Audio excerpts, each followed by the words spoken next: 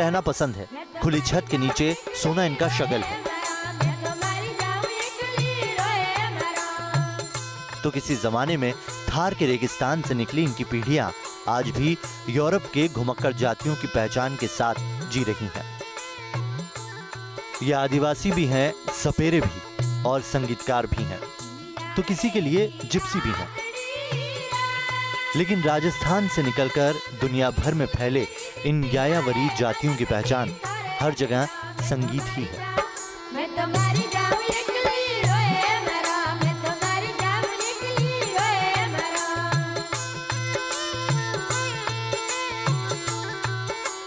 कालबेलिया किसी जमाने में थार के दोहरों से निकले तो ईरान होते हुए यूरोप पहुंच गए, लेकिन जहां भी गए वहां की संस्कृति और सभ्यता में घुल मिल नहीं पाए। उनको जिप्सी यानी घुमंतू ही कहा गया। भारत एक खोज में आपको ले चलेंगे राजस्थान के उस हिस्से में जहां दुनिया भर के जिप्सीज की जड़ें हैं, जहां कालबेलियाओं के गीत संगीत सदियों से बुलंद होते रहे हैं। वो नाच जो पूरे समुदाय की पहचान रहा है। आज कालबेलिया आदिवासियों की असल जिंदगी में झांकेंगे।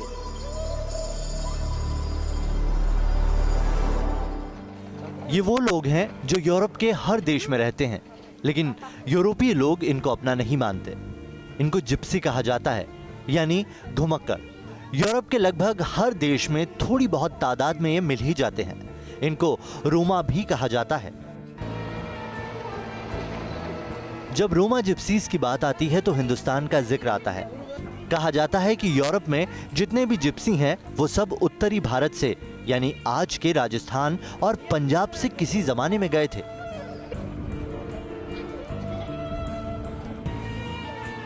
तो क्या वाकई ये जिप्सी राजस्थान के कालबेलिया हैं? वो कौन से हालात रहे होंगे कि इनको यूरोप जाना पड़ा? क्यों आज भी यूरोप में रहकर यूरोपीय नहीं बन पाई ये जिप्सी?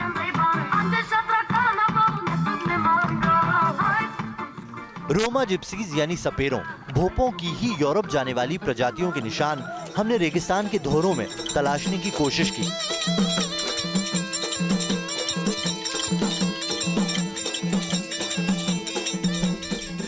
राजस्थान के पश्चिम हिस्से के सूखे इलाकों में नाचगान के दम पर सालों से जिंदगी बसर करने वाली एक आदिवासी जाति रहती है।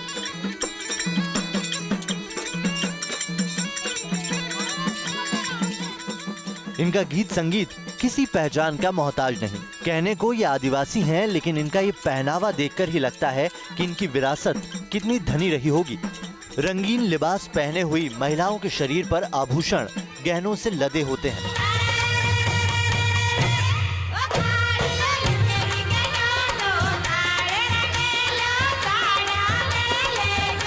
विरासत को सलीके से लपेट कर रहने वाले इन कालबेलियों का संगीत राजस्थान के रेगिस्तान की वीरान वादियों को आबाद करता है। जिंदगी की जरूरतों को पूरा करने के लिए संगीत को पेशा बनाया और राजस्थान की सांस्कृतिक परंपरा को कायम रखा है। रेगिस्तान के धोरे इन स्वर लहरियों से गूंजते हैं। सुनकर ऐसा लगता है कि संगीत कालबेलिया समुदाय की रूह है। हर कोई गीत जानता है। पुरुष पुंगी, डफली, खंजरी और मोरचंग बजाते हैं। ये लोगों के बीच में जाकर के नृत्य करना या अपने सांपों सर्प के ऊपर उनको पकड़ना, उनके ऊपर करना, वो इस तरह की जाती रही है। और नृत्य के लिए भी इनके जो महिलाएं हैं वो बहुत अच्छा नृत्य करती रही हैं, क्राउड को आकर्षित करने के लिए। कहा जाता है कि शुरुआत से ही सांप पकड़ना और पुंगी की धुन पर सांप को नचाना कालबेलियों का पेशा रहा है। कालबेलिया कास्ट इसे कहा गया क्योंकि कालबेलिया इनका काम था सफेरा को पकड़ने वाला। सफेरा को बिन पर नचाना, सफेरा वो बोलते ओडी पर डाल के उसको गांव में ले जाके उन सफेरा को, ये सब कालबेलिया कहा गया। ये सफेरा वाली कास्ट है। काला नाग, जिसके काटने से शायद ही कोई बचता हो, कालबेलिया समुदाय के लोग इन काले सांपों को पकड़कर झोली में बंद कर लेते हैं। कहा जाता है कि इसी वजह से इनका नाम कालबेलिया पड़ा है। काल यानी नाग, बेली यानी कि संरक्षण देने वाले। कालबेलिया अपना जीवन यापन करने के लिए सांप पकड़ उसे झोली में डालकर कंधे से लटकाए फिरते हैं। कालबेलिया सांप को अपने विशेष वाद्य यंत्र पुंगी की धुन पर नचाते हैं और लोगों का मनोरंजन करते हैं। जब सांप पकड़ना गैर कानूनी हो गया तो इनका रुझान कालबेलिया डांस की तरफ और बढ़ गया। माना जाता है कि कालबेलिया डांस में महिलाएं सांप की तरह ही डांस करती हैं। इसी डांस ने कालबेलिया समुदाय को दुनिया भर में आदिवासियों के लिहाज से एक मजबूत पहचान भी दिलाई।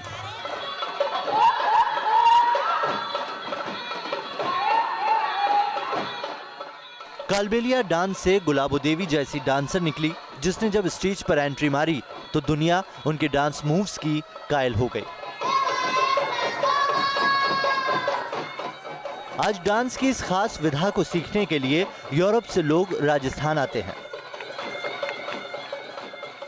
पिछले 2000 सालों से दुनिया सभ्यता के कई सोपानों से गुजरते हुए पूरी रवानी के साथ एक नदी की तरह बह रही है, मगर कालबेलियाओं की जिंदगी सभ्यता की नदी से अलग एक तालाब की तरह है, जहां ठहराव है। आज भी कालबेलियाओं और जिप्सियों के तौर तरीके वही सदियों पुराने हैं। आय का जरिया अपनी नाच और गाने की कला है। कालबेलियाओं की हर पीढ़ी सांप पकड़ने और नाच गाने में ही पारंगत होना चाहती है। हालांकि अब राजस्थान में कालबेलिया पढ़ने भी लगे हैं, उनका रुझान शिक्षा की ओर भी हो रहा है। तो फिर ये सपेरे यूरोप कैसे पहुंच गए? आखिर क्या जुड़ाव है इनका यूरोप से? दरअसल कालबेलियों और भोपों का ज्यादा लिखित इतिहास नहीं मिलता है, लेकिन टुकड़ों में जितना इतिहास मिलता है वो बयां करता है कि राजस्थान से कालबेलिए पश्चिम की तरफ गए थे। फारसी के मशहूर लेखक फिरदौसी ने 11वीं सदी में इतिहास पर किताब लिखी थी, जिसको शाहनामा कहा जाता है। उस जमाने में ईरान को पर्शिया कहा जाता था और राजाओं को शाह। फिरदौसी ने शाहनामा में लिखा है कि 5वीं सदी में पर्शिया के शाह बहराम को एहसास हुआ कि उनके राज्य के गरीब लोग त्योहारों पर संगीत के साथ जश्न नहीं मना पा रहे थे, क्योंकि संगीतकारों को बुलाना महंगा पड़ता था। इसीलिए बहराम ने उस वक्त कन्नौज के राजा शंकल से 12,000 संगीतकार पर्शिया को भेंट करने का आग्रह किया। इसीलिए बहराम ने उस वक्त कन्नौज के राजा संकल से 12,000 संगीतकार पर्शिया को भेंट करने का आग्रह किया। राजा संकल ने घुमक्कड़ संगीतकारों को पर्शिया भेजा था, लेकिन ईरान जाकर रहना इन घुमक्कड़ जातियों के लिए आसान नहीं था। कहा जाता है कि जब ये संगीतकार ईरान पहुंच गए तो राजा ने उनको कुछ गधे, मवेशी और बोने के बीज दिए और कहा कि इस जमीन पर आप खेती कर अपना पेट भरो और गरीबों के लिए मुफ्त में संगीत बजाओ।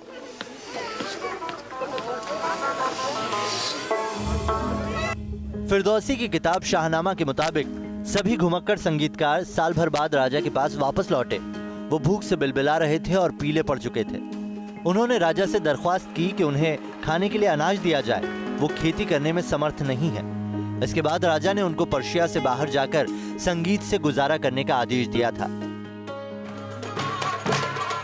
ज्यादातर घुमक्कड़ संगीतकार ईरान से निकल गए, लेकिन कहा जाता है कि कुछ बच गए थे जो आज भी वहां मौजूद हैं। इनको राजस्थान के कालबेलियों के ही वंशज माना जाता है। कालबेलियों की तरह ही ईरान के घुमक्कड़ भी संगीत से ही गुजारा करते हैं। संगीत से आशिकी रखने वाले इन घुमंतु जातियों के ईरान और यूरोप की तरफ जाने को लेकर और भी कई तर्क दिए जाते हैं। कहा जाता है कि जब सिंध में मुस्लिम शासकों ने आक्रमण किया तो इन आदिवासियों ने यहाँ से भागना शुरू कर दिया। जब पृथ्वीराज चौहान को मोहम्मद गौरी ने हराया तो बड़ी तादाद में सिंध के इलाके से जिप्सी यूरोप की तरफ चले गए। 11वीं सदी में जब मोहम्मद गौरी ने हिंदुस्तान पर आक्रमण किया तो गुलाम बनने या धर्मांतरण के डर से जिप्सी यहाँ से निकल गए। कहा जाता है जब ये आदिवासी ईरान के इलाकों से निकलकर यूरोप के इलाके में पहुंचे तो इनको जिप्सी कहा गया। दरअसल यूरोपीय लोगों को लगा कि ये तुर्की और इजिप्ट वाले रास्ते से आए हैं।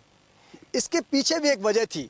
दरअसल इन्होंने प्रवेश पूर्वी रास्ते से किया था, जो मिस्र और तुर्की के रास्ते को जोड़ता है। इजिप्ट होने की वजह से इनको जिप्सी कहा गया। यूरोप में आज जिप्सी की एक अलग पहचान है।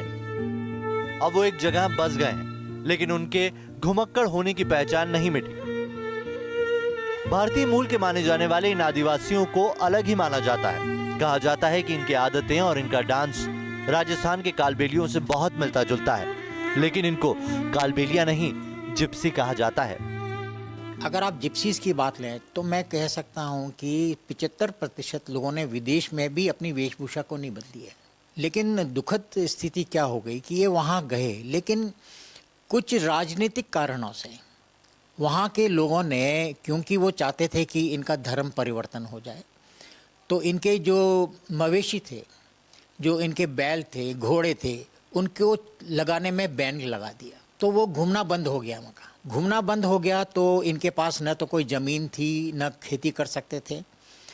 फिर उनका एक वो व्यापार करते थे, मतलब अच्छे हथियार बनाना, लोहे का काम करना, उस पर भी उन्होंने बैन लगा दिया। तो इनके पास कुछ सहारा नहीं रहा, तो ये फिर अलग अलग तरीके से और काम करने लग गए, लेकिन इन्होंने अपनी संस्कृति बचाई। कहा जाता है कि 13वीं सदी में भारत की तरफ से घूमते घूमते ये प्रजातियां यूरोप गई होंगी। वो पूर्व की तरफ से यूरोप में घुसी होंगी तो यूरोपीय लोगों को लगा कि वो तुर्की या इजिप्ट से आए लोग हैं, इसीलिए इनको इजिप्शियन या जिप्शियन कहा जाने लगा। आज ये घुमक्कड़ लोग यूरोप में रोमा जिप्सीज के नाम से मशहूर हैं।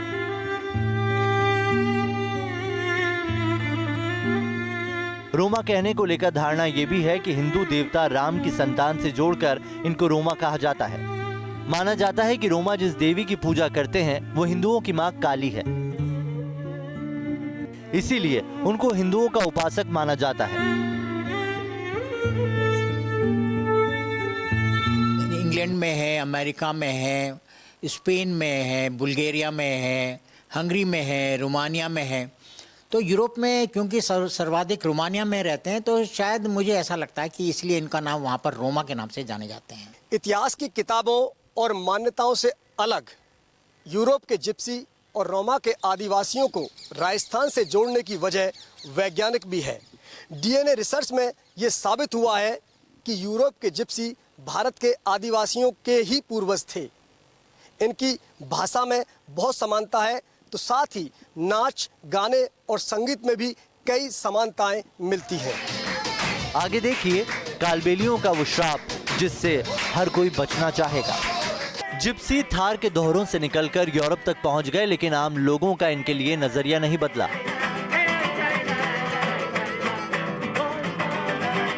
अपने अलग तहजीब व तमद्दुन की वजह से इनको उपेक्षा का शिकार होना पड़ा। ये कभी आम लोगों में घुल मिल नहीं पाए। जिप्सी आदिवासी को लेकर कई तरह की धारणाएं भी हैं, जो इनके साथ साथ भारत से लेकर यूरोप तक पहुंची हैं। एक धारणा जिप्सियों के श्राप को लेकर है। जिप्सी का श्राप लगने का मतलब होता है कि जिंदगी भर आप दुनिया में घूमते रहेंगे। एक बिस्तर पर 2 बार सोना नसीब नहीं होगा।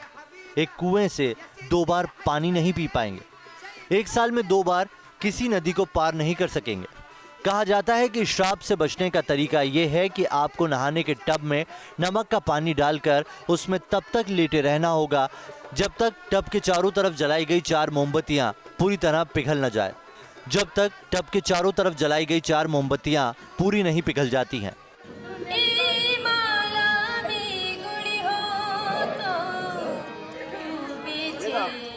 ये समाज की मुख्य धारा में नहीं रहे, इसीलिए कभी इन धारणाओं का जवाब तैयार नहीं हो पाया। इन बातों से इतर जिस भी देश में हो, जिस भी जमीन पर हो, मौसीकी से इन जिप्सीज का लगाव कम नहीं हुआ।